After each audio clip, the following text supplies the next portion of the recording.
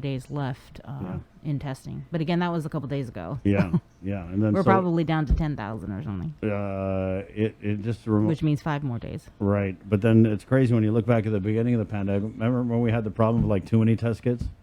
Mm-hmm. It's like everybody had test kits. You had, these people had their test kits. They were trying to get Guam to use, and we had the South Korean test kits, right?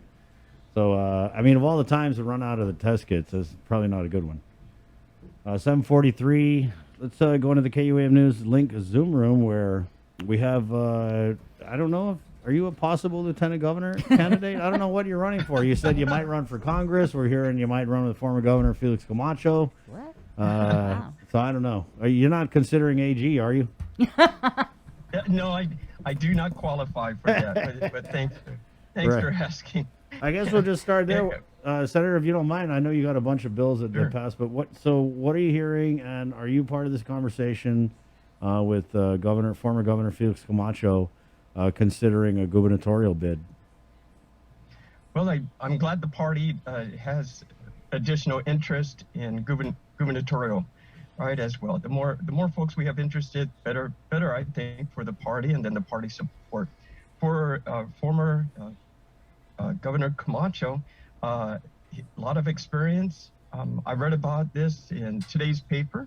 I think it was today's, and he was expressed that he is considering it. So that's good. That's good news. I haven't been part of that conversation, but I'm just a second-term senator here. I'm sure there's a lot of experience in the party to determine how this would best run. I'm glad he's considering it. I think that's a good thing for the island, and more people we have interested. And I'm hoping we see more people interested in running for Senate too. There's a lot of disappointment, and when I first got in the 35th Guam legislature, I heard a lot of things that should have been done better. I was able to stick on to the 36th, and I gained some experience there, but also we can do a lot better as well. So more people we can have interested, and hopefully maybe my bill will eventually get further with a part-time legislature, so we can have more people focus, at least come in for part-time and run for Senate and still maintain their livelihood on the outside. That's one thing I hope to accomplish here eventually. So for my position now, I did pick up a packet for senator. If things open up differently, I'll consider it, of course. Right now, I'm happy to say I got a few bills that were passed, and a public hearing on some new bills being proposed. So I'm keeping busy, I would say that. Well, speaking of accomplishments, yours was one of 2 bills that was signed by the acting governor yesterday. Bill 83, now public law. Congratulations. Tell us a little bit more about that. Yes, thank you so much. And I believe that's the first time I got invited to the governor's conference room there for a bill ceremony. So, put that one up there. Give me a pin for that. At least you were, because the media sure wasn't, except through Facebook. Oh, interesting. Okay, that I did not know. But yeah, we got the Facebook. Hey, you can watch it on Facebook. Maybe you could go to bat questions for us. allowed. Yeah, maybe you could go to bat for us next time. Be like, hey, can we let the media in here and then let them ask a question? I'm sure that I think that would be a positive thing. The more involvement in media with political leaders, it's much better. And I remember in the ethics class when we're taking for the legislature, they said they can keep you honest. The media, if you stand in front of the media, they'll keep you honest because they'll give you the questions that they're looking for good answers so they can get some good media exposure, but they're asking the tough questions. And that's why the media should be there all the time. They don't not necessarily need to be your friend or foe, but they're asking the questions for the people of Guam. Maybe that should be your next letter to the governor, Senator. You should send her that exactly what you just said there, and send it over to and then CC Lieutenant Governor Josh Tenorio. Let's see about that. Friends, not food. Yes. So yes, Acting Lieutenant Governor Josh Tenorio did sign Bill 83 into law. This was a bill that I introduced, or my team introduced, in the 35th Guam legislature, which didn't get too far. Second time around in the 36th, I was happy to join the Vice Speaker, Tina Munoz Barnes, and I was the co-sponsor on the bill. And we worked together, and there was additional amendments or changes that we adjusted the bill to make it more, palatable for the head office and for Department of Public Works there. And it's actually gone even further back with the construction association and the businesses and have been working on this for over 5 years. And it comes down to how can we assist with what power we have to keep the cost of goods as low as possible. And this is by increasing the rate in the containers. With it gets down to some technical stuff of between axles so as not to damage the road, but allowing more weight to go into containers. So bringing in more products in the containers helps keep the price of goods down for the island. If we didn't do this, the process next would be eliminating these permitting that we kind of suspended that with. And that would have increased like Spam, corned beef, rice, 14, 15, 18%. We were told by one of the wholesalers, and that we know would have come down to the price affecting us consumers. In addition with the increase in cost in fuel, power generation, and so forth. It was just too much.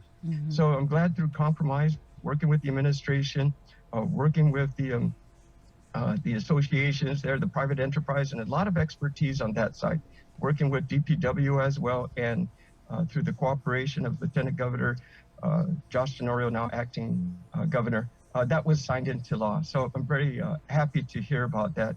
And it's one less thing we got done, or one more thing that we got done. Now we can move on to more. Did the acting governor give you any inclination as to whether or not he's going to be signing, or the governor, when she returns, is going to be signing the election bills that she has before her that are you authored?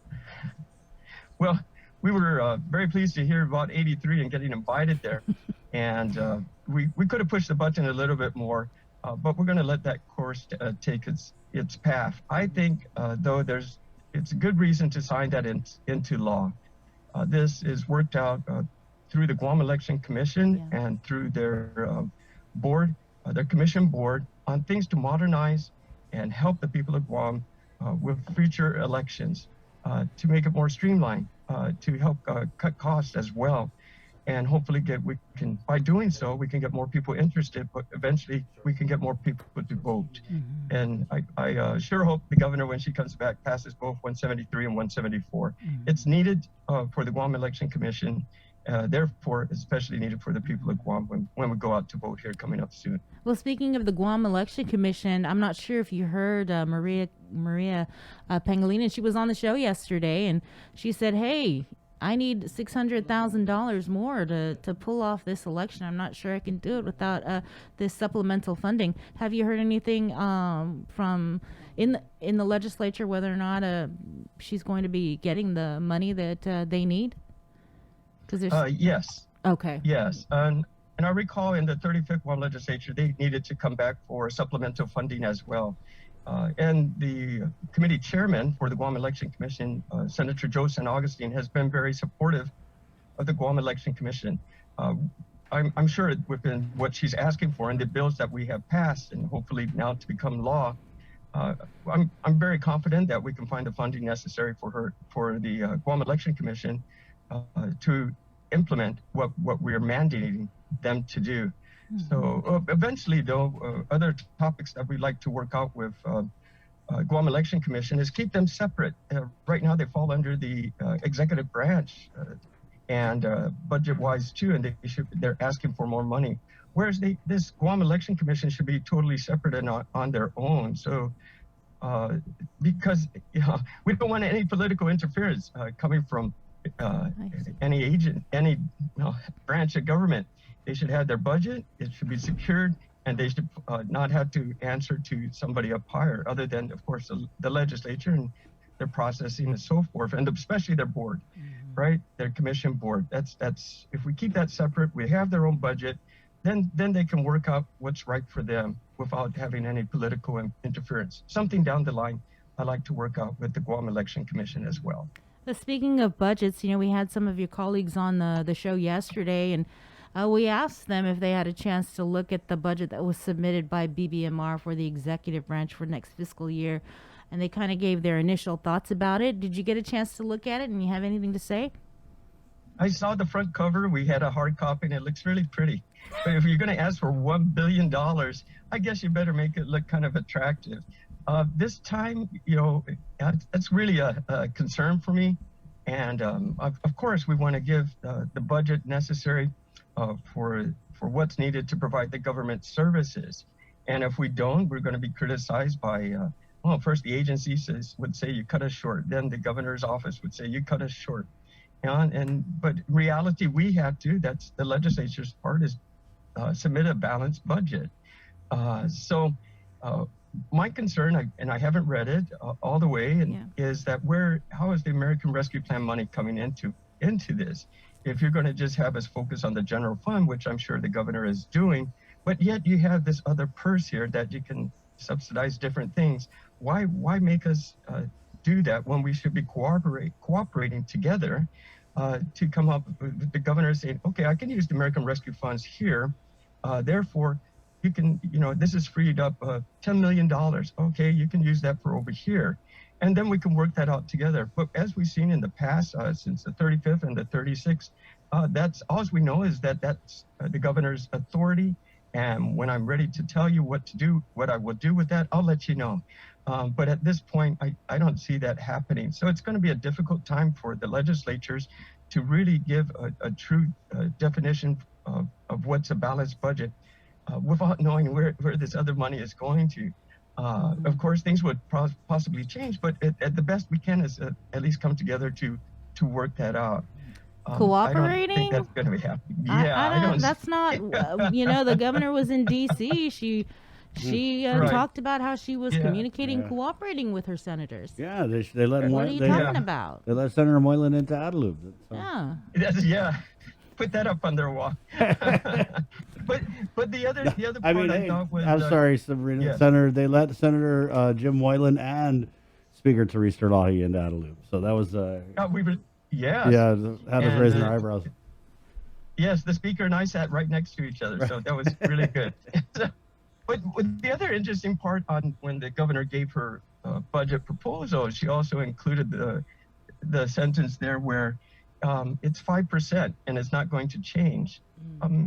That's why are you telling the legislature what it is? The legislature, we're a co-equal branch of government, and if you want to start play hardcore like that right away, you're already putting up some walls that we had to go through. And some barriers when we're trying our best to reduce our taxes. If we're seeing a consolidated revenue and expenditure report coming out saying, oh, we have over the budget projected, we have excess because our administration is so good. Well, then reduce some of the taxes that you have on your people. Why, if you're doing so well, why not give the money back to the people as well? When you have so much American Rescue Plan money, possibly $400 million still sitting in the bank, why aren't you giving that out as sooner than later?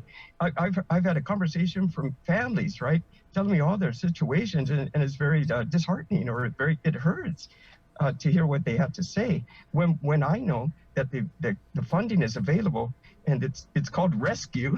So you utilize it, right? And it just seems the struggle is so much there. I support what the governor can do for the people, and I applaud, and I don't mean to be saying that they're not doing what they can, but just like me, when I get these phone calls, that's great. Don't tell me if I can't tell a constituent, hey, I'm doing my best I can. No, I'm going to tell this constituent, let me see how I can further assist and find out where we failed to make things better. I'm there to listen and find solutions, not to say what a good job I'm doing and please vote for me again. So, it's just the what'd you say, brief cooperation, that I think is I wish was greater and more important and a priority. But it is what it is. In the meantime, we'll continue to do our job, and I'll continue to write some bills. And I had a good public hearing as well yesterday on a public corruption bill that we got going there. We had some participation there. There was some recommended changes to make the bill better. So I'd like to get that moving forward as well. Did you see that audit that came out from the public auditor? The hey bro, hook a bro up, bro, dude. One more time, which one is that? We did get a support letter for the bill regarding public corruption. Well, it was some from crack shot reporting here from Sabrina Sauce It Mantonani. was a decision from the OPA in this RFP related to the airport, and it was JMI and this other company called Menzies. And so JMI had emailed the CLB, like, bro, Contractors Licensing Board. Yeah. They emailed the head director, Cecil Buddy, I guess, because he's everyone's buddy, Orsini. And then what So, happened? Yeah. it's drama. Yeah, I can understand it because airport authority contracts are huge, and the bidding process, whatever they're asking for, and we're seeing constant disputes and challenges on the awards of these contracts. Maybe just because of the color of the golf cart, something changed, but that's the problem. It's the trust and confidence that the people have with our government, with our public service, with our elected officials, and the current law does not have enough. There's no teeth in it. So we in the bill, we increased it from a misdemeanor to a felony. If bid tampering, trying to persuade, taking bribes, giving bribes for the benefit of the public servant. So from a misdemeanor to a felony, from I think it was maybe $1,000 fine, but basically to change that to $5,000 to $10,000 fine. So right now, the hard work that the public auditor's office does, these reports that come out, and then where does it go, right? What happens? There's no prosecution for that. So we need to make the things tougher. And it's amazing, one of the comments that came about from the public hearing regarding this bill was this may get more work for the Attorney General's office. And maybe we need to fund the Attorney General's office more. It's incredible, right? Are we expecting so many people to be incarcerated because of public corruption? I sure hope not. But what we really want to do is gain back the confidence for the people in the public service, in all branches, whether elected or as employed. And then hopefully we can get through this. And that was interesting because during the public hearing yesterday, I want to say that it was Speaker Teresa Law. She was kind of like breaking down the numbers on how many arrests in 2019, 2020, 2021 regarding bribery, gratuity, a couple other crimes. But then she didn't have the stats on how many actually were prosecuted. Did she have that information? Because when I was listening, I didn't hear it. I don't. No, that wasn't mentioned. I believe that was a question asked as well. Arrested versus prosecuted. But I'm sure Speaker Talahi is very thorough in what she does. She's an attorney, right? And I'm sure she'll get more of that information there too. But the purpose of the bill is not really to punish somebody. The purpose of the bill, well, it's there to punish, also give some teeth. But the real purpose of the bill is to deter by giving this law more teeth.